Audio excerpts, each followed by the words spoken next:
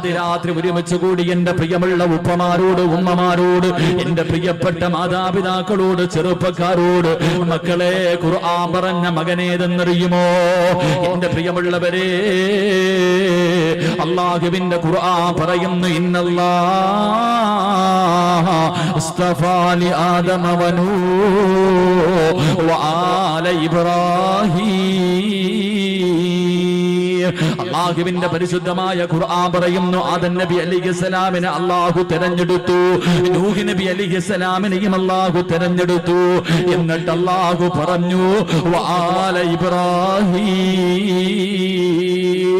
ഇബ്രാഹിം നബിയെ തെരഞ്ഞെടുത്തു എന്നല്ല പറഞ്ഞത്, ഇബ്രാഹിം നബിയുടെ കുടുംബത്തെ തെരഞ്ഞെടുത്തു എന്ന് പരിശുദ്ധമായ ഖുർആൻ പറയുകയാ. ഏത് കുടുംബമെന്നറിയുമോ? എന്റെ പ്രിയമുള്ളവരെ, ആരാണ് ഇബ്രാഹിം നബി എന്നറിയുമോ? ഇബ്രാഹിം നബിയുടെ ചരിത്രം ഈ മുസ്ലിമീങ്ങൾക്ക് മറക്കാൻ കഴിയില്ലല്ലോ.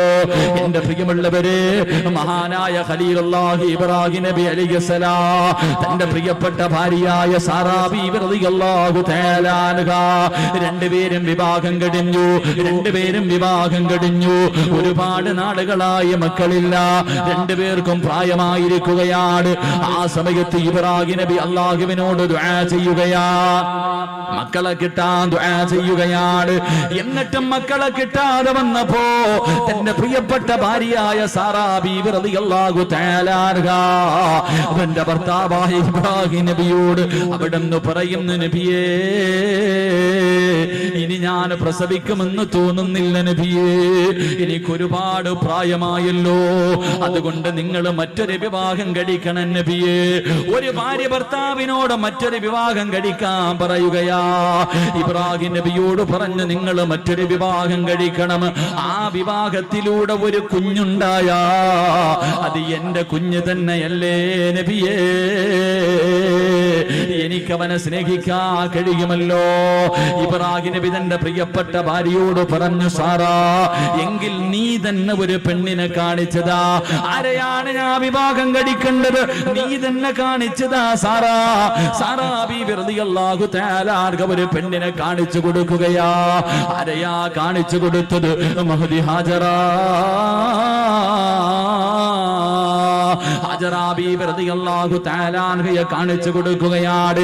എന്റെ പ്രിയമുള്ളവരെ, ചരിത്രമറിയാ, ഇബ്രാഹിം നബി ഹാജറാ ബിയെ വിവാഹം കഴിച്ചു. അവിടെ നിന്നൊരു കുഞ്ഞു ജനിക്കുകയാണ്, ഒരു പൊന്നുമോന് ജനിക്കുകയാണ്. ഇസ്മായിൽ എന്ന് പേരിടുകയാ. അല്ലാഹുവേ, തന്റെ പ്രിയപ്പെട്ട ഭാര്യ പ്രസവിച്ച് തന്റെ ചോരക്കുഞ്ഞിനെയും കെട്ടിപ്പിടിച്ചു കൊണ്ടിരിക്കുമ്പോ അതാ വരുന്നു ഇബ്രാഹിം നബി. വന്നിട്ട് പറയുന്നു, ഹാജറാ, യാത്രയ്ക്ക് പോകാൻ തയ്യാറെടുത്തോ. പ്രസവിച്ച് കിടക്കുന്ന ഭാര്യയോട് പറയുകയാണ്, ചോര കുഞ്ഞിനെയും എടുത്തിട്ട് യാത്രയ്ക്ക് തയ്യാറെടുത്തോ. ഹാജറ ചോദിച്ചു, എവിടേക്കാണ് പോകുന്നതെന്ന് ചോദിച്ചില്ല. ഭർത്താവ് ഒരുങ്ങാൻ പറഞ്ഞു, ഞാൻ പ്രസവിച്ച് കിടക്കുകയാണെന്ന് പറഞ്ഞില്ല. ഒരുങ്ങാൻ പറഞ്ഞു, ആ സാലിഹത്തായ പെണ്ണനുസരിക്കുകയാണ്. ഭർത്താവ് ഒരുങ്ങാൻ പറഞ്ഞു, ആ പെണ്ണൊരുങ്ങുകയാണ്. തന്റെ ചോര കുഞ്ഞിനെ എടുത്തു. അല്ലാഹുവേ, ഇബ്രാഹിം നബി അലൈഹിസ്സലാം കടന്നു പോവുകയാണ്. അവസാനം യാത്ര ചെയ്ത് മക്കയിലെത്തിയിട്ട്, പടച്ചവനെ, സഫാ മർവ എന്ന് പറയുന്ന രണ്ട് മലകളുണ്ടല്ലോ. അല്ലാഹുവേ, ജനവാസമില്ലാത്ത ഒരു പറവ് പോലും പറക്കുന്നു പോകാത്ത ഒരു പറവ് പോലും ഇല്ലാത്ത ഒരു മനുഷ്യനില്ലാത്ത രണ്ട് മലകൾക്ക് നടുവിൽ തന്റെ പ്രിയപ്പെട്ട ഭാര്യയെയും ചോരക്കുഞ്ഞിനെയും അതാ ഇബ്രാഹിം നബി ഇറക്കി വിട്ടിട്ട് കുടിക്കാനുള്ള വെള്ളവും കഴിക്കാനുള്ള കാരക്കയും കയ്യിലേക്ക് വെച്ചു കൊടുത്തിട്ട് ഇബ്രാഹിം നബി അലൈഹിസ്സലാം തിരിച്ചു നടക്കുകയാ. സാറാ ബീവി ഇങ്ങനെ അതാ ഹാജറാ ബീവി അത്ഭുതത്തോടെ നോക്കുകയാണ്. തന്റെ പ്രിയപ്പെട്ട ഭർത്താവ് ചോദിക്കുന്നതിനൊന്നും മറുപടി പറയാതെ മിണ്ടാതെ നടന്നു പോവുകയാ. ഹാജറാ ബീവി ചോദിച്ചു, നബിയേ, അല്ലാഹുവിന്റെ കൽപ്പനയാണോ അതോ സ്വന്തം തീരുമാനമാണോ? ആ സമയത്തിന്റെ പ്രിയമുള്ളവരെ, ഹാജറാ ബീവി റളിയല്ലാഹു തആല അൻഹയോട് അവിടുന്ന് പറഞ്ഞ മറുപടി എന്തെന്നറിയുമോ? അവിടുന്ന് പറയുന്നു, ഹാജറാ, ഇത് എന്നെ പടച്ച റബ്ബിന്റെ തീരുമാനമാ ഹാജറാ. തന്റെ തോരക്കുഞ്ഞിനെ നെഞ്ചിലേക്ക് ചേർത്ത് പിടിച്ചിട്ട് ചിരിക്കുന്ന മുഖത്തോടെ ഹാജറ പറഞ്ഞു, ഹസ്ബുനല്ലാഹു ഹസ്ബുനല്ലാ. എങ്കിലും നിങ്ങൾ സന്തോഷത്തോടെ പൊക്കോ. എന്നെയും എന്റെ കുഞ്ഞിനെയും നോക്കാൻ അള്ളാഹുവിനറിയാ. എന്നെയും എന്റെ കുഞ്ഞിനെയും നോക്കാൻ അള്ളാഹ്നറിയാ. എന്റെ പ്രിയമുള്ളവരെ, ഇബ്രാഹിം നബി നടന്നു പോവുകയാ. കൊല്ലങ്ങൾ കഴിഞ്ഞു. ഇസ്മായിൽ നബി അലൈഹിസ്സലാം വളരുകയാണ്. ഇസ്മായിൽ നബി അലൈഹിസ്സലാം വളരുകയാണ്. വാപ്പ ഇടയ്ക്കിടയ്ക്ക് വരാറുണ്ട്. അങ്ങനെ വളർന്ന് ചരിത്രം പറയുന്നു. അവസാനം ഇബ്രാഹിം നബി അലൈഹിസ്സലാം മടങ്ങി വരികയാ. തന്റെ പ്രിയപ്പെട്ട ഭാര്യയുടെ മുന്നിൽ, മകന്റെ മുന്നിലേക്ക് അതാ വർഷങ്ങൾ കഴിഞ്ഞു മടങ്ങി വന്നു. ഇബ്രാഹിം നബി അലൈഹിസ്സലാം അതാ തന്റെ മകന്റെ കൂടെ കൂടിയിട്ട് വല്ലാത്ത സന്തോഷമാ. വാപ്പയും മകനും ഇങ്ങനെ സന്തോഷത്തോടെ കഴിയുന്നത് കണ്ടപ്പോ ഇബ്രാഹിം നബി അലൈഹിസ്സലാം, ഇസ്മായിൽ നബിക്ക് 10 വയസ്സിന്റെ താഴെയാണ് പ്രായം. ചരിത്രം പറയുകയാ. എന്റെ പ്രിയമുള്ളവരെ, ഒരു ദിവസം രാവിലെയുണ്ടല്ലോ, ഇബ്രാഹിം നബി തന്റെ പൊന്നുമോന്റെ കയ്യിൽ പിടിച്ചിട്ട് ചോദിക്കുന്നു, മോനെ ഇസ്മായിലേ, അള്ളാഹു പറഞ്ഞിരിക്കുകയാ നിന്നെ അറുത്തു കൊടുക്കാൻ. ഇന്നലെ വാപ്പ ഒരു സ്വപ്നം കണ്ട പൊന്നുമോനെ, അള്ളാഹു നിന്നെ അറുത്തു കൊടുക്കാൻ അള്ളാഹു പറഞ്ഞിരിക്കുകയാ. നിന്റെ അഭിപ്രായം എന്താണെന്ന് വാപ്പ തന്റെ പൊന്നുമകനോട് ചോദിക്കുമ്പോ ആ മകൻ വാപ്പയുടെ കയ്യിൽ പിടിച്ചിട്ട് ചിരിക്കുന്ന മുഖത്തോട് അവിടെ നിന്ന് പറഞ്ഞ മറുപടി അല്ലാഹുവിന്റെ ഖുർആൻ പറയുകയാണ്, ഇഫ്അൽ മാ തുമർ സതജിദുനി ഇൻഷാ അല്ലാഹ്. വാപ്പയോട് തന്റെ പൊന്നാര 10 വയസ്സിന്റെ താഴെ മാത്രം പ്രായമുള്ള പൊന്നുമൂര് അവിടുന്ന് ചിരിച്ചുകൊണ്ട് പറയുന്നു, വാപ്പാ, അള്ളാഹുവിന്റെ കൽപ്പന അനുസരിക്കണേ വാപ്പാ. അള്ളാഹു പറയുന്നത് അനുസരിക്കുക വാപ്പാ. വിധിയുണ്ടെങ്കിൽ നാളെ സ്വർഗത്തിൽ വെച്ച് കാണാ. തന്റെ വാപ്പയെ വല്ലാതെ അത്ഭുതപ്പെടുത്തുകയാണ്. എന്റെ പ്രിയമുള്ള പെങ്ങളെ, തിന്ന വാപ്പയുടെ കയ്യിൽ പിടിച്ചിട്ട് തന്റെ പൊന്നുമോനെ അറുക്കുന്നതിന് വേണ്ടി വാപ്പ തയ്യാറെടുക്കുമ്പോ, തന്റെ പൊന്നുമോനെ അറുക്കുന്നതിന് വേണ്ടി വാപ്പ തയ്യാറെടുക്കുമ്പോ ആ പൊന്നുമോൻ ഉപ്പയുടെ കയ്യിൽ പിടിച്ചിട്ട് പറഞ്ഞു, ഉപ്പാ, എനിക്ക് 4 വസിയത്തുണ്ട് വാപ്പാ. ആ 10 വയസ്സിന്റെ താഴെ മാത്രം പ്രായമുള്ള പൊന്നുമോനോട് വാപ്പ ചോദിച്ചു, എന്തേ മോനെ, എന്തേ നിനക്ക് അവസാനമായി വസിയത്ത് ചെയ്യാനുള്ളത്? അവിടെ നിന്ന് പൊന്നുമോൻ ഉപ്പാരോട് പറയുന്ന, ഉപ്പാ, എന്നെ മലർത്തി കിടത്തിയിട്ട് കഴുത്തില് കത്തിവെച്ചറുക്കല്ലേ, എന്നെ കമഴ്ത്തി കിടത്തിയിട്ട് എന്റെ പിരടിയിലെ കത്തിവെച്ചറുക്കാൻ പാടുള്ളൂ.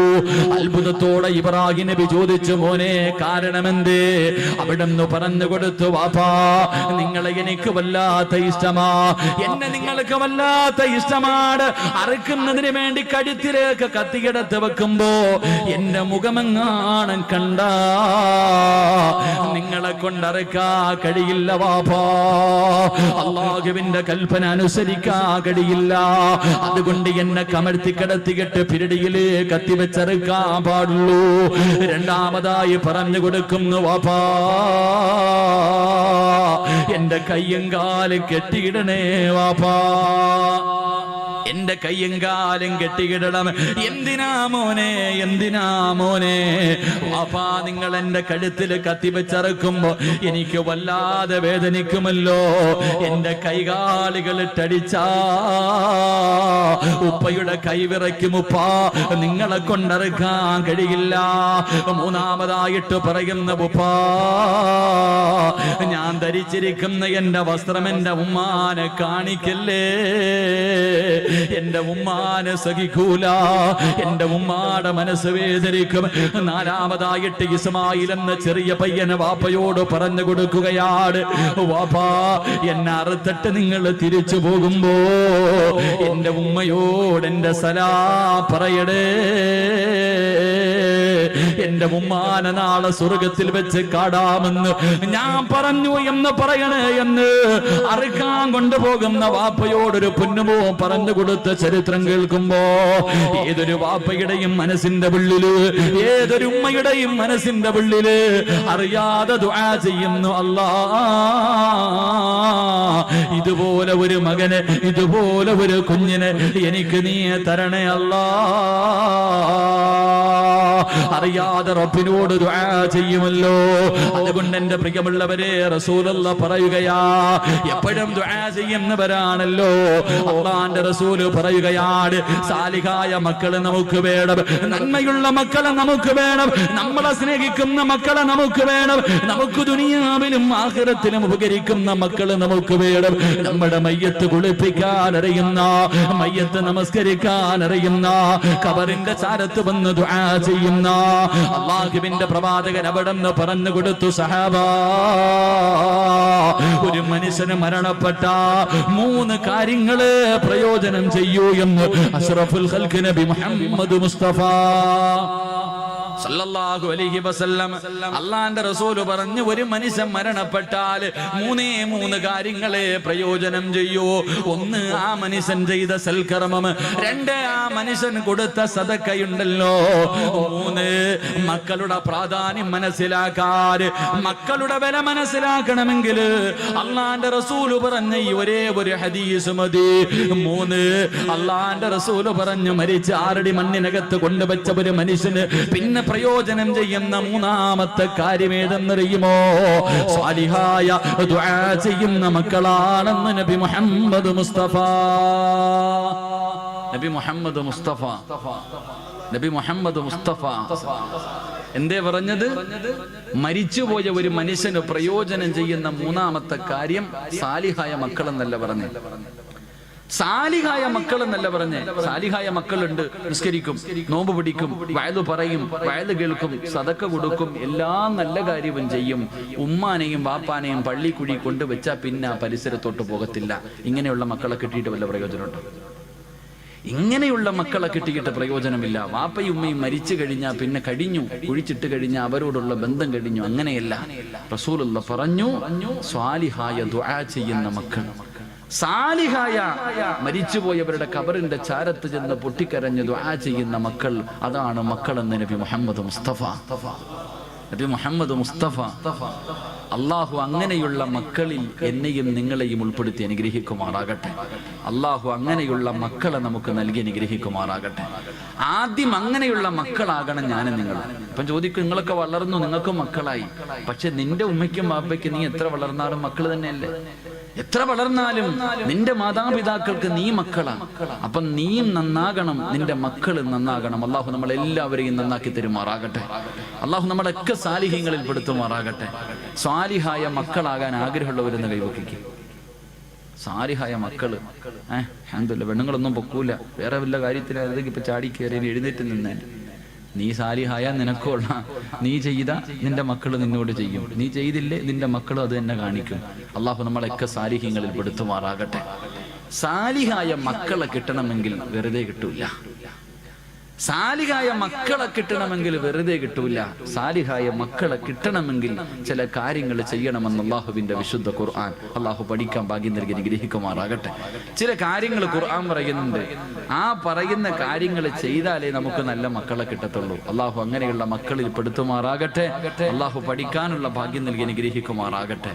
എന്റെ പ്രിയമുള്ള സഹോദരങ്ങളെ, സാലിഹായ മക്കളെ കിട്ടണമെങ്കിൽ ഒന്ന്, എല്ലാവരും നേരെ ഇരിക്കും. എല്ലാവരും നേരെ ഇരുന്നേ. ചെളിയിലായിരിക്കുന്നത്, കാല് പൊതയണ്ട. എല്ലാവരും നേരെ ഇരിക്കും. ഇങ്ങനെ ചാരി ഇരിക്കുമ്പോൾ ഉറക്കം വരും. ഇങ്ങനെ ചാരി ഇരിക്കുമ്പോ ശൈത്താൻ അടുത്ത് വന്നിട്ട് അളിയാ ഉറങ്ങടാന്ന് ഇങ്ങനെ തടകുക. ഓനിങ്ങനെ തടകി ഉറക്കാൻ നടക്കുക. ഓനിപ്പോ ഏറും കൊണ്ടിട്ട് വെറുതെ നടക്കുക. ഈ 28 ലക്ഷം ഹാജിമാരെങ്ങാണ്ട് ഈ വർഷമുണ്ട്. എല്ലാരും കൂടെ എറിഞ്ഞെറിഞ്ഞവന്റെ ഊപ്പാട് വന്നിരിക്കുക.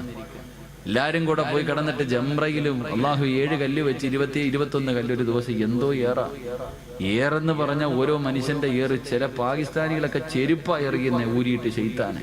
അതാ മനസ്സിലാക്കേണ്ടത്. ശൈത്താൻ ചിലരുടെ ഏറ് കാണുമ്പോ നമ്മൾ ഏറ്റവും കൂടുതൽ ഈ സെൽഫിയുടെ കാലമാണല്ലോ. ജംറയിൽ ഇങ്ങനെ കല്ലെറിയ, ശൈത്താനെ കല്ലെറിയുന്ന സമയത്ത് ഒരുത്തൻ ഒരു സെൽഫി, ശൈത്താനോടൊപ്പം ഒരു സെൽഫി പത്രത്തിലൊക്കെ ഉണ്ടായിരുന്നു. കല്ലെറിയുമ്പോഴും സെൽഫി. ഓനെ നോക്കിയിട്ട് ശൈത്താൻ ചിരിക്ക, എടാ നീ എന്നെ എറിയുന്നു, നീ നിന്നെ തന്നെ എറിയടാ എന്നാ ചിന്തിക്കണേ. അപ്പൊ അതുകൊണ്ട് ഇങ്ങനെയുള്ള സദസ്സിൽ വന്നിരുത്തിയിട്ട് നമ്മളെ ഉറക്കാൻ അവൻ പരിശ്രമിക്കും. ഉറങ്ങണ്ട, ഉറങ്ങാനൊരു ഭാഗ്യം വേണം. ഇല്ലേ ഉസ്താദ്, സ്വർഗത്തിരുന്ന് ഉറങ്ങാനൊരു യോഗം വേണ്ടേ? ശരി, അള്ളാഹു നമുക്ക് ഈമാൻ നൽകി അനുഗ്രഹിക്കുമാറാകട്ടെ. അതുകൊണ്ട് സാലിഹായ മക്കളെ കിട്ടണമെങ്കിൽ ഒന്ന് ഖുർആൻ പറയാം. അള്ളാഹുവിന്റെ പരിശുദ്ധമായ ഖുർആൻ പറയുന്ന സ്വാലിഹായ മക്കളെ കിട്ടണമെങ്കിൽ ഒന്ന്. എന്റെ പ്രിയമുള്ള സഹോദരങ്ങളെ, ഒരു മനുഷ്യൻ ഒരു കൃഷി ചെയ്യാൻ തീരുമാനിച്ചു. കൃഷി ചെയ്യാൻ ഒരാള് തീരുമാനിക്കുമ്പോ ഇന്ന സ്ഥലത്ത് കൃഷി ചെയ്താൽ വിളവ് കിട്ടുമെന്ന് ഉറപ്പുള്ള സ്ഥലത്തല്ലേ കൃഷി ചെയ്യാറുള്ളൂ? ഇല്ലേ മനുഷ്യന്മാരെ പറ. ഇവിടെ കൃഷി ഇറക്കിയാൽ വിളവ് കിട്ടുമെന്ന് ഉറപ്പുള്ള സ്ഥലത്തെ ഒരാൾ കൃഷി ചെയ്യത്തുള്ളൂ. ഒരു കട, ഒരു സ്ഥാപനം തുടങ്ങിയാൽ ഇവിടെ കച്ചവടം ഉണ്ടാകും, ലാഭം ഉണ്ടാകാൻ സാധ്യതയുണ്ടെങ്കിൽ മാത്രമേ ഒരാൾ അവിടെ കടയിടാൻ പോകത്തുള്ളൂ.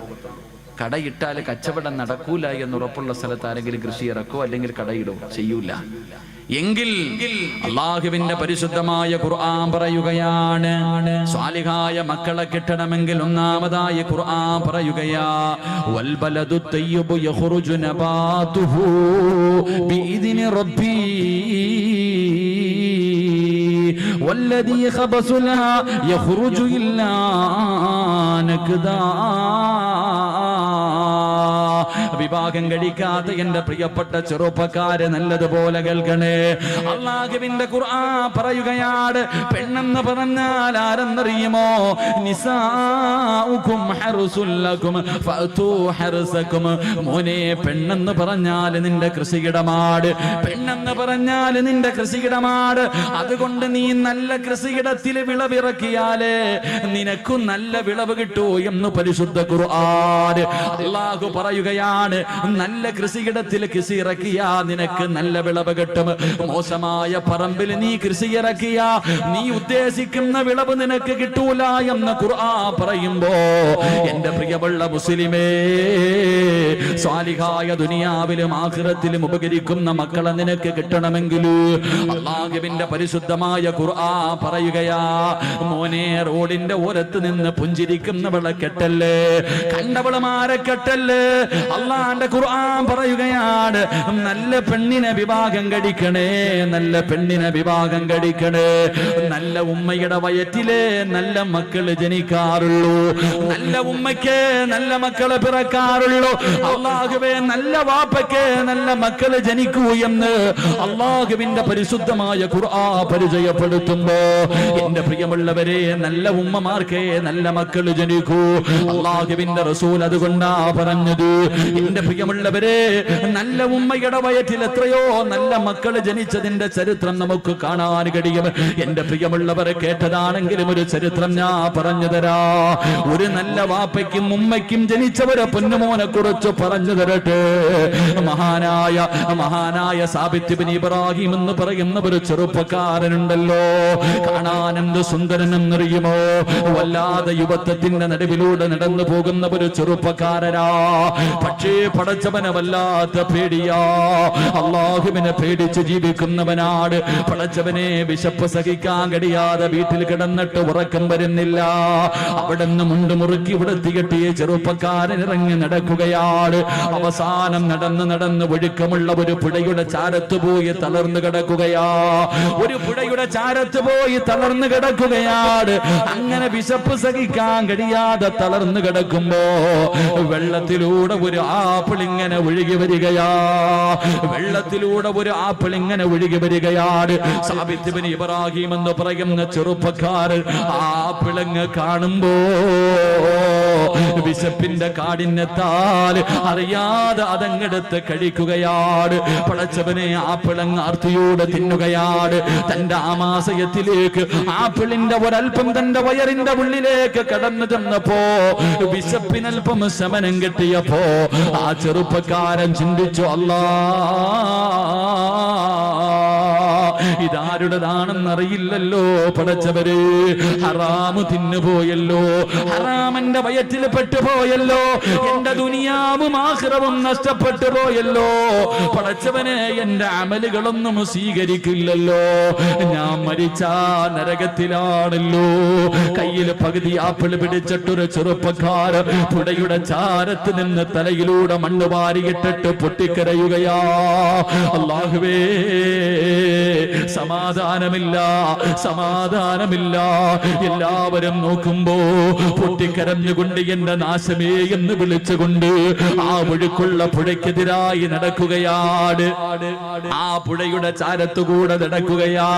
എല്ലാവരും അത്ഭുതത്തോടെ നോക്കുന്ന ഒരു പ്രാന്തനെ പോലെ, അതാ തലയ്ക്ക് ബോധമില്ലാത്തവരെ പോലെ പൊട്ടിക്കരഞ്ഞുകൊണ്ട് അല്ലാഹുവേ കരഞ്ഞുകൊണ്ട് പോവുകയാണ്.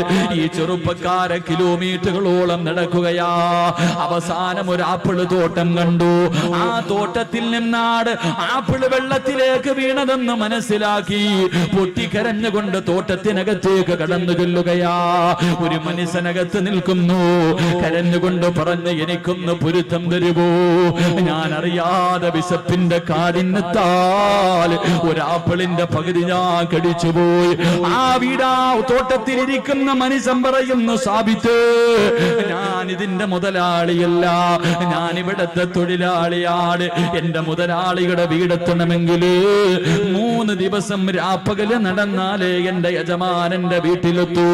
സാബിത്ത് പറഞ്ഞു, 3 അല്ല 300 കൊല്ലം നടക്കേണ്ടി വന്നാൽ നടക്കാൻ ഞാൻ തയ്യാറാ. കാരണം എനിക്ക് റബ്ബിന്റെ മുന്നിൽ അല്ലാഹുവേ ഒരു പാവിയെ പോലെ നിൽക്കാൻ വയ്യ. അവസാനം യജമാനന്റെ വീട് പറഞ്ഞു കൊടുത്തു. അതാ നടക്കുകയാണ്. 3 ദിവസം രാവും പകലും നടന്നു. അവസാനം ആ തോട്ടത്തിന്റെ യജമാനന്റെ വീടിന്റെ മുന്നിലെത്തി. ഓടിച്ചെന്ന് പൊട്ടിക്കരഞ്ഞുകൊണ്ട് പറയുന്നു, എനിക്കൊന്ന് പൊരുത്തം തരുവോ? നിങ്ങളുടെ ആപ്പിള് ഞാൻ കടിച്ചുപോയി, എനിക്കൊന്ന് പൊരുത്തം തരുവോ? ആ പ്രായമുള്ള മനുഷ്യൻ പറഞ്ഞു, സാബിത്തേ, നിന്റെ ആമാശയത്തിലേക്ക് കടന്നുപോയാ ആ പകുതി ആപ്പിളിന് ഞാൻ പൊരുത്തപ്പെട്ടു തരണമെങ്കിൽ എനിക്കൊരു കണ്ടീഷൻ ഉണ്ട്. എന്ത് കണ്ടീഷനും ഞാൻ തയ്യാറാണ്. സാബിത്ത് ചോദിച്ചു, എന്ത് കണ്ടീഷനാണ്? അവിടെന്ന് പറഞ്ഞു, എനിക്കൊരു പൊന്നുമോളുണ്ട്, അവളെ നീ വിവാഹം കഴിക്കണം. അവൾക്കാണെങ്കിൽ കണ്ണിന് കാഴ്ചയില്ല, അവൾക്ക് ചെവിക്ക് കേൾവിയില്ല, അവൾക്ക് നടക്കാൻ കാലില്ല, വികലാംഗയായ കാണാനടകില്ലാത്ത എന്റെ പൊന്നുമോളെ വിവാഹം കഴിച്ചാലേ നിനക്ക് പൊരുത്തം തരൂ എന്ന് പറയുമ്പോ പൊട്ടിക്കരഞ്ഞുകൊണ്ട് സാബിത്ത് പറഞ്ഞു, അല്ലാ, ഒരു കൊതുകിന്റെ ചിറകിന് പോലും വിലയില്ലാത്ത ദുനിയാവല്ലേ, എന്തിനും ഞാൻ തയ്യാറാ.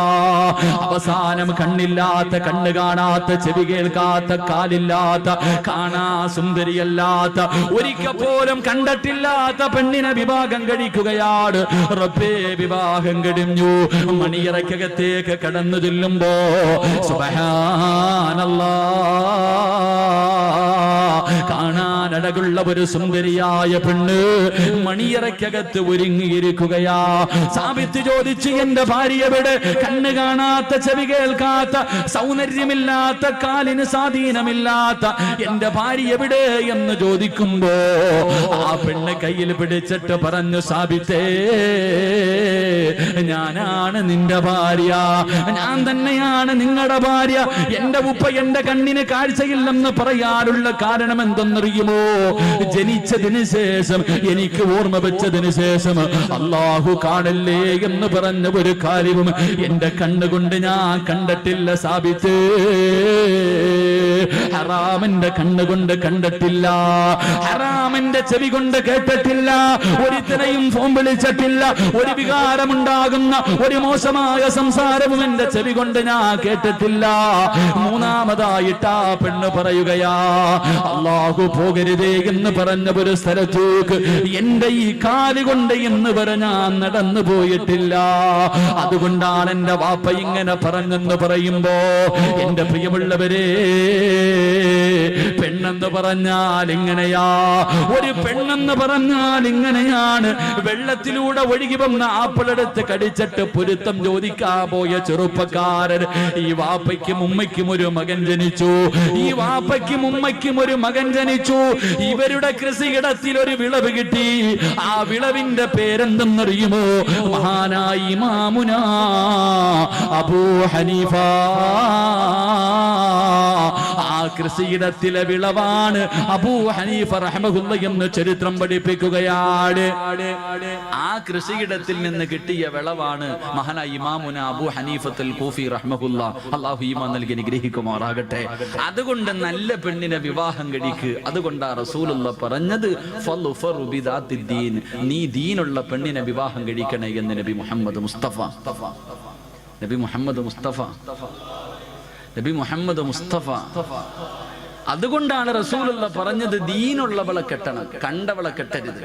ഇന്നിപ്പോ ദീൻ ആരും നോക്കാറില്ലല്ലോ. വേറെ 3 കാര്യങ്ങളാ നോക്കണം. പണം ഉണ്ടോന്ന് നോക്കും, പണമുണ്ടോ എന്ന് നോക്കും. ഒന്ന് പെറ്റതാണെങ്കിലും കുഴപ്പമില്ല, ഒരുത്തന്റെ കൂടെ ഒളിച്ചോടിയതാണെങ്കിലും കുഴപ്പമില്ല, തന്നെക്കാലം വയസ്സുകൂടെ ഒന്നും വേണ്ട, പണമുണ്ടോ കെട്ടാൻ തയ്യാറാ. എന്റെ പ്രിയപ്പെട്ട ചെറുപ്പക്കാരോട് പെണ്ണുപിള്ള മുന്നിൽ ഉമ്മ പറയും, സ്ത്രീധനം ഉണ്ടെങ്കിൽ മാത്രമേ കല്യാണത്തിന് സമ്മതിക്കൂ, പൊന്നു മോനെ വെറുതെ നിൽക്കരുത്. എന്റെ പ്രിയപ്പെട്ട ചെറുപ്പക്കാരോട് പറയുന്നു, സ്ത്രീധനം വാങ്ങണമെന്ന് വാപ്പയും ഉമ്മയും പറഞ്ഞ അനുസരിക്കല്. കാരണം അവരല്ല ജീവിക്കേണ്ടത്, നീയാ ജീവിക്കണ്ടേ. അള്ളാന്റെ റസൂല് പറയുന്നു, മൻ തസവ്വജ ലി ഇംറഅതി മാലിഹാ ലം യസിദുഹു ഇല്ലാ ഫഖറാ. പെണ്ണിന്റെ പണം കണ്ടിട്ട് പെണ്ണ് കെട്ടുന്നവനെ, പെണ്ണിന്റെ പണം കണ്ടിട്ട് പെണ്ണ് കെട്ടുന്നവനെ, നീ എത്ര കോടിയ കണക്കിന് സ്ത്രീധനം വാങ്ങിയാൽ നിന്നെ ദാരിദ്ര്യം പിടിപെടുമെന്ന് ആദരവായ പ്രവാചകൻ നബി മുഹമ്മദ് മുസ്തഫ. 1 കോടി രൂപയും ബെൻസ് കാറും വാങ്ങിയവനാണെങ്കിൽ നീ യതീംഖാനയിലായി പോകുമെന്ന് നബിഗിനാ റസൂലുള്ളാഹി, നബിഗിനാ റസൂലുള്ളാഹി. അപ്പൊ പണം നോക്കിയിട്ട് പെണ്ണ് കെട്ടിയാ നീ യതീംഖാനയിലാകും. ഇനി 2 ഗ്ലാമർ ഉണ്ടോ? അതാ കൂടെ കൊണ്ട് നടക്കുമ്പോ എല്ലാരും ചോദിക്കണം, പൊട്ടന് ലോട്ടറി അടിച്ചതുപോലെ എവിടുന്ന് കിട്ടിയടാ? കാണുന്നവനൊക്കെ ഇങ്ങനെ നോക്കണം. ഗ്ലാമറുള്ള പെണ്ണ്, സൗന്ദര്യമുള്ള പെണ്ണ്. റസൂലുള്ളാഹി പറഞ്ഞു, വേണ്ട മോനെ, ഗ്ലാമർ കൂടിയവളെ നീ കെട്ടല്ലേ, അവളുടെ സൗന്ദര്യം അവളെ നശിപ്പിച്ചു കളയുമെന്ന് നബിയിനാ റസൂലുള്ളാഹി. അതുകൊണ്ടാണ് ഭർത്താക്കന്മാരോട് പറയുന്നത്, നിന്റെ ഭാര്യയ്ക്ക് നിന്നെക്കാളും ഗ്ലാമർ ഉണ്ടെങ്കിലും സുന്ദരിയാണെന്ന് പറയാൻ പാടില്ല. നിന്നെക്കാളും ഗ്ലാമർ നിന്റെ ഭാര്യക്കുണ്ടെന്ന് പറയാൻ പാടില്ല. പറഞ്ഞു കഴിഞ്ഞാൽ പിന്നെ ഓള് താഴെയെങ്ങും നിൽക്കൂല. ഓള് വിചാരിക്കും ഇവനില്ലെങ്കിൽ ഇവന്റെ വാപ്പ, അങ്ങനെ എന്താ താഴെയെങ്ങും നിൽക്കൂല, പിന്നെ അങ്ങ് കൂടും, അർശിന്റെ മുകളിലെത്തും. പെണ്ണിന്റെ സൗന്ദര്യം നോക്കിയിട്ട് കെട്ടാൻ പാടില്ല. 3 കുടുംബ മഹിമ നോക്കും. അവനവനെ കൊണ്ട് പറ്റുന്നിടത്ത് പോയി കയറിയാ പോരെ. പുളിങ്കൊമ്പിലേ പിടിക്കത്തുള്ളൂ. അത്തപ്പാടിയാ അന്നന്നത്തെ ചെലവിന് എന്റെ കഴിയില്ലാത്തവനെ വേറി കോടീശ്വരന്റെ മോളെ കെട്ടും. അള്ളാന്റെ റസൂല് പറഞ്ഞു, നീ കുടുംബ മഹിമ നോക്കിയിട്ട് പെണ്ണ് കെട്ടല്ലേ, നീ ആ കുടുംബത്തിൽ നാറിപ്പോകുമെന്ന് നബിയിനാ റസൂലുള്ളാഹി. അവരുടെ മുന്നിൽ നീ നാണം കെട്ടുപോകും, അവനവനെ കൊണ്ട് പറ്റുന്നത്. അതുകൊണ്ടാ പറഞ്ഞത് ഫളുഫറു ബിദാത്തിദ്ദീൻ, നീ നോക്കണ്ട 1ാമത്തെ കാര്യം, അവൾക്ക് അല്ലാഹനെ പേടിയുണ്ടോ? നിസ്കരിക്കാൻ അറിയോ? അവൾക്ക് റസൂലുള്ളാഹിനെ കുറിച്ച് അറിയോ? ഖുർആൻ ഓതാൻ അറിയുമോ? ദീനുള്ള പെണ്ണിനെ വിവാഹം കഴിക്ക്. ആ കൃഷിയിടത്തിൽ നല്ല മക്കൾ ജനിക്കുമെന്ന് നബി മുഹമ്മദ് മുസ്തഫ. അള്ളാഹു നമുക്കൊക്കെ നല്ല ഭാര്യമാരെ നൽകി അനുഗ്രഹിക്കുമാറാകട്ടെ. തന്നതിന് അള്ളാഹു നന്നാക്കി തരുമാറാകട്ടെ. ഒരു വാപ്പയും വിവാഹം കഴിക്കാത്ത മകനും കൂടെ ഈ മജ്ലിസിന്റെ സദസ്സിലുണ്ട്. ദുആ ചെയ്യുമ്പോൾ ഉസ്താദ് പറയുന്നു, മനസ്സിലെ ആഗ്രഹം എന്താണോ കരുതാൻ പറഞ്ഞാൽ, വിവാഹം കഴിക്കാത്ത മകൻ ഒരു സൈഡിൽ ഇരുന്ന് ചിന്തിക്കും, പടച്ചോനെ ഒരു സാലിഹത്തായ പെണ്ണിനെ എനിക്ക് തരണേ തമ്പുരാനെ. വാപ്പ ഇപ്പുറത്തിരുന്ന് പറയും, തന്നതിനെ ഒന്ന് നന്നാക്കി തരണേ പടച്ചവനെ. 2 പേരും ആവശ്യക്കാരിതാ. ഭാര്യയും വിവാഹം കഴിച്ചവരും കഴിക്കാത്തവരും എല്ലാവരും ഒരു സാലിഹത്തായ പെണ്ണിനെയാ കരുതുന്നേ. അള്ളാഹു നല്ല ഭാര്യമാരെ നൽകി അനുഗ്രഹിക്കുമാറാകട്ടെ. ചില പെണ്ണുങ്ങൾ വീടിന്റെ നാശമാണ്, ചില ഭാര്യമാർ വീടിന്റെ ഐശ്വര്യം നഷ്ടപ്പെടുത്തുന്നവരാ. അള്ളാഹു നമ്മളെ കാക്കുമാറാകട്ടെ. 6 സ്വഭാവമുള്ള പെണ്ണുങ്ങൾ വീടിന്റെ ഐശ്വര്യം നഷ്ടപ്പെടുത്തുന്നവരാ. അള്ളാഹു നമ്മുടെ ഭാര്യമാരെയൊക്കെ കാക്കുമാറാകട്ടെ. 6 സ്വഭാവമുള്ള പെണ്ണുങ്ങൾ വീടിന്റെ ഐശ്വര്യം നഷ്ടപ്പെടുത്തി കളയുന്നവരാ. ഞാൻ പറഞ്ഞു തരാം, നിങ്ങളുടെ ഭാര്യമാർക്ക് ആ സ്വഭാവം ഉണ്ടെങ്കിൽ തിരുത്തി കൊടുക്കൂ. പറമനുഷ്യന്മാരെ പറഞ്ഞു തരട്ടെ, ഉള്ള സമാധാനം പോയി കിട്ടും.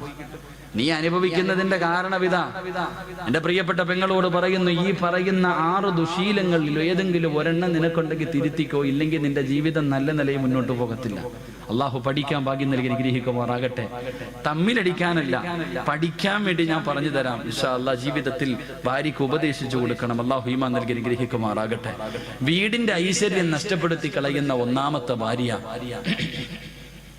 വീടിന്റെ ഐശ്വര്യം നഷ്ടപ്പെടുത്തി കളയുന്ന 1ാമത്തെ ഭാര്യ, എന്റെ പ്രിയമുള്ള സഹോദരങ്ങളെ, എപ്പോഴും രോഗം നടിക്കുന്നവളാ. അള്ളാഹു നമ്മളെ കാക്കുമാറാകട്ടെ. ഭർത്താവ് വന്നിട്ട് പറയും, ഐഷ മോളെ, ഒരു സുലൈമാനി അള്ളാഹ് എനിക്ക് തലവേദനയേക്കാം, ഒരു രോഗമില്ലെങ്കിലും എപ്പോഴും അസുഖം നടിക്കുന്ന ചില ജന്തുക്കളുണ്ട്. ഒരസുഖമില്ലെങ്കിലും അസുഖം നടിക്കുന്ന പെണ്ണ്, വയ്യ വയ്യ വയ്യ, അവൾ എപ്പോഴെങ്കിലും ആരോഗ്യമുണ്ടോ എന്ന് പറയുന്ന ഇന്ന് വരെ കേട്ടിട്ടില്ല. എന്ത് ചെയ്യാൻ പറഞ്ഞാലും രോഗം നടിക്കുന്നവൾ, അവൾ വീടിന്റെ ഐശ്വര്യം നഷ്ടപ്പെടുത്തി കളയുന്നവരാ. അള്ളാഹു നമ്മുടെ ഭാര്യമാരെ കാക്കുമാറാകട്ടെ. അള്ളാഹു നമ്മുടെ ഭാര്യമാരെ കാക്കുമാറാകട്ടെ. ഭർത്താവ് ചെന്നിട്ട് ചോദിക്കും, കേട്ടോടി മൂദേവി ഇന്നങ്ങാര് പറഞ്ഞത്, ഈ പറഞ്ഞ എല്ലാ ഗുണവും നിനക്കൊണ്ട് മര്യാദയ്ക്ക് തിരുത്തിക്കോന്ന് പറഞ്ഞിട്ട് ഇന്ന് തന്നെ തുടങ്ങിയേക്കരുത്. ഞാൻ പഠിക്കാൻ വേണ്ടിയാ പറയണത്, കലഹം ഉണ്ടാക്കാനല്ല. 2 ഞാൻ മൊത്തം പറയണോ? കേൾക്കാൻ ആഗ്രഹമുള്ള ആണുങ്ങളൊന്ന് കൈവക്കിക്കേ. ഇന്ന് തീരുമാനമായി. ഇന്ന് ബെഡ്റൂമിൽ കയറുമ്പോ പറയും, കേട്ടോ ഉണ്ടെങ്കിൽ തിരുത്തിക്കോ, നിന്നെ ഉപദേശിക്കല്ല, നന്നാകാൻ വേണ്ടിയാ. 2 എന്റെ പ്രിയമുള്ള സഹോദരങ്ങളെ, രണ്ടാമത്തെ ഭാര്യ ചെയ്ത നന്മകൾ എടുത്തു പറയുന്നവളാ. അള്ളാഹു നമുക്ക് ഈമാൻ നൽകി അനുഗ്രഹിക്കുമാറാകട്ടെ. വിവാഹം കഴിഞ്ഞ് 20 കൊല്ലമായി. ഭാര്യയും ഭർത്താവ് ഇന്നും വഴക്കുണ്ടാകുമ്പോ പെണ്ണുപിള്ള പറയും, അതേ വന്നത് വെറുതെ അല്ല, 30 പവനും 50 സെന്റും കാറുമായിട്ടാ വന്നേ. നിങ്ങളുടെ പെങ്ങളെ കെട്ടിക്കാൻ നേരത്ത് എന്റെ കയ്യിൽ കിടന്നതാ ഞാൻ ഊരിത്തന്നത്. എന്റെ വാപ്പ മരിക്കുന്ന കാലം വരെ നോക്കിയത് ഞാനാ. ചെയ്ത നന്മകൾ എടുത്തെടുത്ത് പറയുന്നവൾ, അവൾ നല്ലവളല്ല, വീടിന്റെ നന്മ നഷ്ടപ്പെടുത്തുന്നവളാ. അള്ളാഹു നമ്മുടെ ഭാര്യമാരെ കാക്കുമാറാകട്ടെ. അത് ഭർത്താക്കന്മാരും അങ്ങനെ തന്നെ ആയിരിക്കും കേട്ടാ. ഭർത്താക്കന്മാരെങ്ങനെ ഉണ്ടായി എങ്ങനെ ആയിരിക്കും? 3 എന്റെ പ്രിയമുള്ള സഹോദരങ്ങളെ, മൂന്നാമത്തെ പെണ്ണ് ഭാര്യയും ഭർത്താവും കൂടെ വീടിന്റെ വെളിയിലിരിക്കുക. 2 പേരും ഇങ്ങനെ തമാശകളൊക്കെ പറഞ്ഞുകൊണ്ടിരിക്കുമ്പോ അയൽവാസിയായ ആമിനായും ഭർത്താവും കൂടെ വെളിയിലിട്ട് ഇറങ്ങാ. ആ സമയത്ത് ഈ ജന്തു ഭർത്താവിനോട് പറയാ, ആണെന്ന് പറഞ്ഞ അങ്ങനെ ഇരിക്കണം, അങ്ങാരുടെ ബോഡി കണ്ടോ, ഇത് നിങ്ങളിങ്ങനെ നടക്കുക. ഭാര്യയും ഭർത്താവും വീടിന്റെ മുന്നിലിരിക്കുമ്പോ തന്റെ ഭർത്താവിനെ മുന്നിലിരുത്തിയിട്ട് മറ്റൊരുത്തനെ കുറിച്ച്, അവൻ വലിയവനാ, അവൻ മറ്റവനാ, മറിച്ചവനാ, അങ്ങനെ ആകണം എന്ന് മറ്റൊരു ആണിനെ ആഗ്രഹിക്കുന്നവൾ നല്ലവളല്ല. അള്ളാഹു നമ്മളെ കാക്കുമാറാകട്ടെ. അങ്ങനെ ചില പെണ്ണുങ്ങളുണ്ട്, അടുത്തണ്ടോ സ്നേഹം എന്ന് പറഞ്ഞ അങ്ങനെ ആയിരിക്കണം, ഇപ്പോഴും അവര് ചക്കയും മാങ്ങയും പോലെ എവിടെ പോയാലും കൊണ്ടു നടക്കും. ഇങ്ങനെ ഇരുത്തിയിട്ട് പറയും. ചില നട്ടലില്ലാത്ത ജന്തുക്കൾ ഇരുന്ന് കേട്ട് ചിരിച്ചുകൊണ്ടിരിക്കും. ചില കൊന്തന്മാരങ്ങനെ ഭാര്യ എന്ത് പറഞ്ഞാലും കേട്ടോണ്ടിരിക്കും. ഒരെണ്ണം തരന്നിട്ട് വിട്ടു കൊടുക്കേണ്ട സമയം അപ്പോഴാ. മറ്റൊരുത്തനെ കുറിച്ച് മറ്റൊരാണിനെ പുകഴ്ത്തി പറയുന്നത് കേട്ടിട്ട് ഇങ്ങനെ അടിക്കാൻ പാടില്ല, പക്ഷെ അടിക്കേണ്ട സമയമുണ്ട് മനുഷ്യന്മാരെ. ചില സമയങ്ങളിൽ കൊടുക്കണം. താതാന്ന് പറയുമ്പോ പിന്നെ എങ്ങനെ കൊടുക്കാതിരിക്കുക? ചില പെണ്ണുങ്ങൾ ചോദിച്ചുകൊണ്ട് നടക്ക, ഒരെണ്ണം തായിക്കാന്ന് പറഞ്ഞു. എന്റെ പ്രിയമുള്ള സഹോദരങ്ങൾ, അതുകൊണ്ട് മൂന്നാമത്തെ പെണ്ണ് തന്റെ ഭർത്താവിനെ മുന്നിലിരിക്കുമ്പോ മറ്റൊരു ആണിനെ ആഗ്രഹിക്കുന്നവൾ. അള്ളാഹു നമ്മളെ കാക്കുമാറാകട്ടെ. നാലാമത്തത് അവക്ക് മക്കളെ നോക്കാൻ സമയമില്ല, ഭർത്താവിനെ നോക്കാൻ സമയമില്ല, വീട് നോക്കാൻ സമയമില്ല. 24 മണിക്കൂറും ഒടുക്കത്തെ ഒരുങ്ങുന്നവളാണെന്ന് നബി മുഹമ്മദ് മുസ്തഫ. അവക്ക് ആരെയും നോക്കാൻ സമയമില്ല. എഴുന്നള്ളത്തിന് നിൽക്കുന്ന ആനയെ പോലെ പട്ട ഇങ്ങനെ നിൽക്കണം. എല്ലാം കെട്ടിയിട്ട് എപ്പോഴും ഒരുങ്ങി സുന്ദരിയായിട്ട് നിൽക്കണം. അവക്ക് അവളെ കുറിച്ച് മാത്രമേ ചിന്തയുള്ളൂ. ഒരുങ്ങണ്ട എന്ന് ഞാൻ പറയുന്നില്ല. പെണ്ണൊരുങ്ങേണ്ടത് നാട്ടുകാരുടെ മുന്നിലല്ല, ഭർത്താവിന്റെ മുന്നിലാണ്. വേണം, പക്ഷെ ആവശ്യത്തിന് വേണം. ഒരുപാടായി പോയാ അത് പിന്നെ ദുരന്തങ്ങളിലേക്ക് എത്തിക്കും. അപ്പൊ 24 മണിക്കൂറും കണ്ണാടിയുടെ മുന്നിൽ നിന്ന് ഒരുങ്ങുന്നവൾ, അവൾ നന്മയുള്ളവളല്ല. അള്ളാഹു നമ്മുടെ ഭാര്യമാരെ കാക്കുമാറാകട്ടെ. 5ാമത്തെ പെണ്ണ് ഭർത്താവിന്റെ കയ്യിൽ പൈസയുണ്ടോ ഇല്ലേ അവൾക്കറിയണ്ട. ഭർത്താവിന്റെ കയ്യിൽ പണമുണ്ടോ ഇല്ല അതൊന്നും അറിയണ്ട. കാണുന്നത് മുഴുവനും വേണമെന്ന് പറഞ്ഞ് വാശി പിടിക്കുന്നവളാ. അള്ളാഹു കാക്കുമാറാകട്ടെ. അങ്ങനെ ചിലരുണ്ട്, ലുലു സെന്ററിൽ കൊണ്ടുപോയി ലോൺ എടുത്തിട്ടാ പോയെ. അവള് ചോദിച്ചത് മുഴുവനും വാങ്ങിക്കൊടുത്തു, ഇനി വണ്ടിക്കൂലിക്ക് മാത്രമേ കാശുള്ളൂ. വെളിയിലിറങ്ങുമ്പോൾ അപ്പുറത്ത് കടയിൽ കിടക്കണ ചുരിദാർ വേണമെന്ന് പറഞ്ഞ് വാശി പിടിക്കും. വാങ്ങിക്കൊടുത്തില്ലെങ്കിൽ പിന്നെ കൊച്ചി മുതൽ വീട് വരെ തല്ലായിരിക്കും. അങ്ങനെ ചില പെണ്ണുങ്ങൾ, അവള് നന്മ നഷ്ടപ്പെടുത്തുന്നവളാ. 6ാമത്തെ പെണ്ണ്, എന്റെ പ്രിയമുള്ള സഹോദരങ്ങളെ, ഭർത്താവ് ശാരീരികമായി ബന്ധപ്പെടുന്നതിന് വിളിച്ചാൽ പറയും, ഞാൻ കുളിച്ചിട്ടില്ല, എനിക്ക് അവൻ അങ്ങനാണ്, രോഗമാണ്, അതാണ് ഇതാണെന്ന് പറഞ്ഞിട്ട് ഒഴിയുന്നവളാ. അള്ളാഹു നമ്മുടെ ഭാര്യമാർക്ക് ഈമാൻ നൽകി അനുഗ്രഹിക്കുമാറാകട്ടെ. ഈ പറഞ്ഞ 5 സ്വഭാവം നിനക്കുണ്ടെങ്കിൽ തിരുത്തിക്കോ, രക്ഷപ്പെട്ടു പോകും. തിരുത്താ മനസ്സില്ല, ഇങ്ങനെ തന്നെ പൊക്കോ, അനുഭവിക്കും. അള്ളാഹു നമുക്ക് ഈമാൻ നൽകി അനുഗ്രഹിക്കുമാറാകട്ടെ. അതുകൊണ്ട് നന്മയുള്ള മക്കൾ, ഖുർആൻ പറഞ്ഞ മക്കൾ നമുക്ക് കിട്ടണമെങ്കിൽ, എന്റെ പ്രിയമുള്ളവരെ, അള്ളാഹുവിന്റെ ഖുർആൻ പറഞ്ഞ മോനെ, വിവാഹം കഴിക്കുന്ന സമയത്ത് നീ ഒന്നാമതായി നോക്കേണ്ടത്, അല്ലാഹുവേ ഫളുഫറു ബിദാതി ദീൻ, അവൾക്ക് ദീനുണ്ടോ എന്ന് നോക്കണേ. അങ്ങനെ നീ ഒരു പെണ്ണ് കണ്ട്, പടച്ചവനെ നിനക്ക് ഇഷ്ടപ്പെട്ട ഇഷ്ടപ്പെട്ടു, നിന്റെ വിവാഹം ഉറപ്പിച്ചോ. 2 നിനക്ക് സാലിഹായ മക്കളെ കിട്ടണമെങ്കിൽ അല്ലാഹുവിന്റെ ഖുർആൻ പറയുകയാണ്, പ്രവാചകൻ പറയുകയാ, ആദ്യ വിവാഹം നടന്നത് നമ്മുടെ ബാപ്പയുടെയും ഉമ്മയുടെയും വിവാഹം നടന്നത് സ്വർഗത്തിൽ വെച്ചാ. ആദം നബിയുടെയും ഹവ്വാ ബീവിയുടെയും വിവാഹം നടന്നത് സ്വർഗത്തിൽ വെച്ചാ. വിവാഹം കഴിക്കുന്നത് സ്വർഗത്തിൽ പോയി ജീവിക്കാരാ. എല്ലാവരും വിവാഹം കഴിക്കുന്നത് എന്റെ പ്രിയമുള്ളവരെ പരിശുദ്ധമായ ഖുർആൻ പോലും നമുക്ക് പറഞ്ഞു തന്നില്ലേ? ഹും വഅസ്വാജുഹും ഫീ ളിലാലിൻ അലൽ ലറായികി മുത്തഖിയൂൻ ലഹും ഫീഹാ ഫാകിഹതു വലഹും മാ യദ്ദഊൻ സലാമുൻ ഖൗലൻ മിർ റബ്ബിർ റഹീം. അല്ലാഹുവിന്റെ ഖുർആൻ പറഞ്ഞു, നാളെ പടച്ചവന്റെ അനുഗ്രഹങ്ങൾ കൊണ്ട് നിറച്ച സ്വർഗത്തിൽ സ്വർണ്ണത്തിന്റെ ചാരുകസേലയിൽ ഒരു ഭാര്യയും ഒരു ഭർത്താവും തന്റെ മക്കളും ഇരുന്നു കൊണ്ട് അതാ ആസ്വദിക്കുമെന്ന് പരിശുദ്ധമായ ഖുർആൻ നമുക്ക് പരിചയപ്പെടുത്തുമ്പോ നമ്മുടെ ജീവിതം ദുനിയാവിലല്ല, നമ്മൾ കാലാകാലം ജീവിക്കേണ്ടത് പടച്ചവന്റെ സ്വർഗത്തിലാണ്. നമ്മുടെ തറവാട് അവിടെയാ. അതുകൊണ്ട് റസൂലുള്ള പറയുന്നു, ആദ്യ വിവാഹം നടന്നത് പടച്ചവന്റെ സ്വർഗത്തിൽ വെച്ചാ. അതുകൊണ്ട് എന്റെ പ്രിയമുള്ളവര്, ദുനിയാവിലെ ഏറ്റവും വലിയ സ്ഥലമേതെന്നറിയുമോ? ദുനിയാവിൽ അല്ലാഹുവിന് ഏറ്റവും ഇഷ്ടപ്പെട്ട സ്ഥലമേതെന്നറിയുമോ? അതല്ലാഹുവിന്റെ പള്ളികളാ, അതല്ലാഹുവിന്റെ പള്ളികളാ. അതുകൊണ്ട് മോനെ, നിന്റെ രക്തത്തിൽ നല്ല മക്കള് പിറക്കണമെങ്കിൽ 2 നിന്റെ വിവാഹം പള്ളിയിൽ വെച്ച് നടത്തണേ എന്ന് ആദരവായ പ്രവാചകൻ നബി മുഹമ്മദ് മുസ്തഫ സല്ലല്ലാഹു അലൈഹി വസല്ലം രണ്ടാമത്തെ കാര്യം പള്ളി വെച്ച് നിക്കാഹ് നടത്തണം. ഈ നാട്ടിൽ എത്രയോ ഹിന്ദുക്കളുണ്ട്, ഇന്ന് വരെ ആരുടെയെങ്കിലും കല്യാണം വീട്ടിൽ വെച്ച് നടത്തിയിട്ടുണ്ട്. അവരുടെ നിക്കാഹ് അവർ അമ്പലത്തിൽ വെച്ച് നടത്തത്തുള്ളൂ. ഇനി ക്രിസ്തുമത വിശ്വാസികളാകട്ടെ, ഏത് കോടീശ്വരനാണെങ്കിലും അവരുടെ പള്ളി വെച്ചിട്ട് നിക്കാഹ് നടത്താറുള്ളൂ. നമ്മൾ അങ്ങനല്ല, നമ്മൾ ഓഡിറ്റോറിയത്തിൽ വെച്ച് നടത്തൂ. അവർക്ക് നല്ലതറിയാം, നമുക്ക് നല്ലതറിയത്തില്ല. അല്ലാഹു ഈമാൻ നൽകി അനുഗ്രഹിക്കുമാറാകട്ടെ. അല്ലാഹു ഈമാൻ നൽകി അനുഗ്രഹിക്കുമാറാകട്ടെ. ആ മനുഷ്യന്മാർക്കറിയാൻ നല്ലതെന്താണ്, നമുക്ക് തിരിയൂല. നമുക്ക് പള്ളി വെച്ച് നടത്താന്ന് വെച്ചാൽ അതൊക്കെ ഈ പ്രായമുള്ളവർക്കൊക്കെ പറഞ്ഞിട്ടുള്ള ഹാജി, നമ്മളിപ്പോ വലിയ ആളായില്ലേ. അത് തന്നെ നിക്കാഹ് എന്ന് പറഞ്ഞാൽ ഒരു കോമഡിയാ. പള്ളിയിലെ നിക്കാഹ് എന്ന് പറഞ്ഞാൽ കാണേണ്ട കാഴ്ചയാ. പടച്ചവനെ, അല്ലാഹു ഏറ്റവും കൂടുതൽ ഉസ്താദന്മാര് ചിരിച്ചൂപ്പാട് വരുന്നത് നിക്കാഹ് നടക്കുമ്പോഴാണ്. ഓരോ ജന്തുക്കനെ ഞാൻ ചോദിക്കട്ടെ, ജനിച്ച കാലം മുതൽ നമുക്കൊക്കെ ഒരുങ്ങാൻ അറിയാം. നമുക്കൊരു പക്വത എത്തിയത് മുതൽ ഞാനും നിങ്ങളും സ്വന്തമായിട്ട് ഒരുങ്ങാം. ഇന്ന് കല്യാണ ചെറുക്കനെ ഒരുക്കാൻ വേണ്ടി ഒരു ടീമുണ്ട്. ഓനൊന്നും അറിയില്ല, ഓനെ ഒരുക്ക കഫൻ തുണി പൊതിയുന്നത് പോലെ. അവനെ എല്ലാ രീതിയിലും ഒരുക്കിയിട്ട് എന്തെങ്കിലുമൊക്കെ വലിച്ചു കയറ്റിയിട്ടിട്ട് ഇങ്ങനെ കൊണ്ടുവന്ന് പള്ളിയിലിരുത്തും. അപ്പൊ ഹത്തീബ് വന്നു, എല്ലാരും വന്നു, സാക്ഷികളൊക്കെ വന്നു. ഉസ്താദ് ചോദിക്കും, മോനെ മഹർ എത്ര ആടാന്ന്? ഓനിങ്ങനെ പൊട്ടനെ പോലെ ഇരിക്കാം. ഉസ്താദ് ചോദിക്കും, മഹർ എത്ര ആടാ? അപ്പൊ ഇങ്ങനെ വായും തുടർന്നിരുന്നിട്ട്, വാപ്പ മഹർ എത്ര? ചിലപ്പോ വാപ്പ പറയും ഇത്രയെന്നില്ലെങ്കിൽ അടുത്ത ആളോട് ചോദിക്കും. ഇതാ അവസ്ഥ. സ്വന്തം മഹർ എന്താണെന്ന് പോലും അറിയാത്ത ചെറുപ്പക്കാർ. അത് കഴിഞ്ഞ് ഉസ്താദ് കയ്യിൽ പിടിച്ച് അങ്ങോട്ട് വെച്ച് പറയും, മുഖം നോക്കാൻ. ഭർത്താവ് ഭാര്യയുടെ വാപ്പാടെ മുഖത്ത് നോക്കുമ്പോഴേ പുഞ്ചിരി. ഉസ്താദ് പറഞ്ഞു കൊടുക്കും, സവ്വജ്തുക, ഓനിരുന്ന് തപ്പുക. കല്യാണ ചെറുക്കന്റെ കയ്യിൽ പിടിച്ചിട്ട്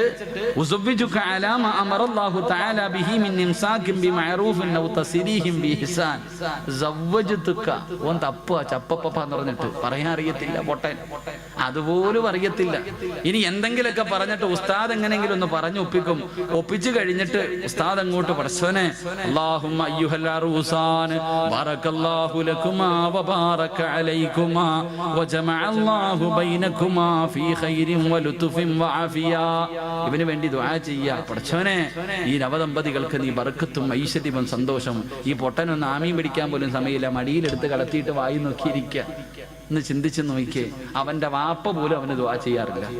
കല്യാണത്തിന് വിളിച്ചവർ മുഴുവനും കാന അടിച്ചിട്ട് പോകും, ചിരിക്കും, ഓൾ ദ ബെസ്റ്റ് കഴിഞ്ഞു. ആരാ ദുആ ചെയ്യുന്നത്? ആത്മാർത്ഥമായിട്ട് ദുആ ചെയ്യുന്നത് പള്ളിയിലെ ഖത്തീബ. ആ സമയത്ത് പോലും ആമീൻ പറയാൻ വയ്യ. പിന്നെ എങ്ങനെയെങ്കിലും ഒന്ന് തീർന്നിട്ട് ഓടുക ഓഡിറ്റോറിയത്തിൽ. എന്തെല്ലാം പേക്കൂത്തുകൾ. ചില ഹാജിയാക്കന്മാരുടെ മോളുടെയൊക്കെ വിവാഹം കണ്ട ചോദിക്കും, മോന്റെ വിവാഹം പള്ളിയിലെ വലിയ കൊണാണ്ട്ര. ചോദിക്കും, മോന്റെ നിക്ക. അയ്യോ ഉസ്താദെ, ഞാൻ പറഞ്ഞ അവൻ കേൾക്കൂല ഉസ്താദെ. കാണവില്ലേ വാപ്പ നിനക്ക് പറയാം? ഞാൻ പറഞ്ഞാ കേൾക്കൂല. സ്വന്തം മോനെ കുറിച്ച് പറയാ. ചിലര് പറയുന്നത് ഒന്നല്ലേ ഉള്ളൂ, അപ്പൊ എന്നവൻ ഇത്തിരി നല്ല പോലെ ആയിക്കോട്ടെ. എന്റെ പ്രിയമുള്ള സഹോദരങ്ങളെ, എന്തെല്ലാം പേക്കൂത്തുകൾ വിവാഹത്തിന്റെ തലേ ദിവസം മുതൽ തുടങ്ങുകയാ. മൈലാഞ്ചി മുതൽ തുടങ്ങും, പാതിരാത്രി 12 മണി വരെ കല്യാണ വീട്ടിൽ കിടന്ന് എന്തെല്ലാം പേക്കൂത്തുകൾ. സുബഹി നിസ്കരിക്കാതെ കിടന്നുറങ്ങും. വിവാഹം ജീവിതത്തിലെ ഏറ്റവും നല്ല കാര്യം, ഒരാണിന്റെ ജീവിതത്തിലെ ഏറ്റവും നല്ല കാര്യം വിവാഹം. ആ സമയത്ത് അന്നത്തെ ദിവസം സുബഹിയില്ല, 7 മണി വരെ കിടന്ന് നല്ല ഉറക്കം. ശൈത്താൻ മൂക്കിനകത്തും വായിക്കാത്തും ചെവിക്കാത്തും മൂത്രം ഒഴിച്ചു കൊടുത്തിട്ടുണ്ട്. അതും കുടിച്ചിട്ടാ പെണ്ണ് കെട്ടാൻ പോണേ, അതും കുടിച്ചിട്ടാ പെണ്ണ് കെട്ടാൻ പോന്നെ. എന്നിട്ടോ പടച്ചവനെ എന്തെല്ലാം ആട്, എന്തെല്ലാം നിക്കാഹ്. പടച്ചവനെ വല്ലാത്തൊരവസ്ഥയാ. ഗാനമേള നടത്തുന്നവരുണ്ട്, എന്തെല്ലാം അനാചാരങ്ങളിലൂടെ വിവാഹം നടന്നു. അത് കഴിഞ്ഞാ പിന്നെ എഴുന്നള്ളത്തിന് വരുന്ന, അമ്പലത്തിൽ നിന്ന് പറയെടുക്കാൻ വരുന്ന ആനയെ കൊണ്ടുവരുന്നത് പോലെ പടച്ചവനെ വിവാഹ പെണ്ണും ചെറുക്കനും വരുന്ന ഒരു കാഴ്ചയുണ്ട്. ഘോഷയാത്രയല്ലേ, JCB-യിൽ കൊണ്ടുവരുന്നവരുണ്ട്, പെട്ടിലോ അതാ ചെറിയ ഓട്ടോയ്ക്കകത്ത് കൊണ്ടുവരുന്നവരുണ്ട്, സൈക്കിളിനകത്ത് കൊണ്ടുവരുന്നവരുണ്ട്, ചെണ്ടമേളം നടത്തിയിട്ട് പുതുമണവാളനെയും മണവാട്ടിയെയും കൊണ്ടുവരുന്നവരുണ്ട്. അല്ലാഹുവേ, പിന്നെ എല്ലാം കഴിഞ്ഞു, പാതിരാത്രി എത്തിക്കഴിഞ്ഞ ഭാര്യയും ഭർത്താവും മണിയറക്കകത്തേക്ക് കടന്നു പോകുമ്പോ ആ സമയത്ത് പോലും പടക്കം പൊട്ടിക്കാൻ കൂട്ടുകാരെന്ന് പറയുന്ന ഒരു വിഭാഗം കടന്നു വരുമ്പോ കുടുംബക്കാര് മുഴുവനും അതിന് സപ്പോർട്ട് ചെയ്ത് കൊടുക്കുമ്പോ എന്റെ പ്രിയമുള്ള ചെറുപ്പക്കാരാ, ഇല്ലടാ ഇല്ലടാ, നിന്റെ രക്തത്തിൽ നിനക്ക് നല്ല മക്കള് പിറക്കൂലടാ. എന്റെ പ്രിയമുള്ള മുസ്ലിം പെണ്ണ്, പൊന്നുമോളെ, നിന്റെ വയറ്റില് നല്ല മക്കള് പിറക്കൂല. നിനക്ക് ഗുണം ചെയ്യുന്ന മക്കളെ നിനക്ക് അല്ലാഹു തരൂല. കാരണം നിന്റെ വിഭാഗത്തിന് വന്നവര് മുഴുവനും തലയിൽ കൈവച്ചിട്ട് നിന്നെ ശപിച്ചിട്ടാ പോകുന്നത്. എന്റെ പ്രിയമുള്ള ചെറുപ്പക്കാരാ, മോനെ, ദീനുള്ള കുടുംബത്തിൽ നിന്ന് പെണ്ണ് കെട്ടണം. സ്വന്തം മക്കളെ കെട്ടിച്ചു കൊടുക്കുമ്പോ അവന് പണമുണ്ടോ എന്നല്ല ആദ്യമായി നോക്കേണ്ടത്, അവൻ അല്ലാഹുവിനെ പേടിയുണ്ടോ എന്ന് നോക്കണേ ചെറുപ്പക്കാരാ. എന്റെ പ്രിയമുള്ള പെങ്ങളെ, നൊന്ത് പ്രസവിച്ച പൊന്നുമോള്, 18 കൊല്ലം പൊന്നുപോലെ വളർത്തിയ നിന്റെ പൊന്നാര മകള് പടച്ചവനെ ഒരുത്തന്റെ കയ്യിലേക്ക് പിടിച്ചു കൊടുക്കുമ്പോ അവൻ അല്ലാഹുവിനെ പേടിയുള്ളവനാണോ, അവന് നിസ്കാരമുള്ളവനാണോ എന്നാണ് പെങ്ങളെ നോക്കേണ്ടത്.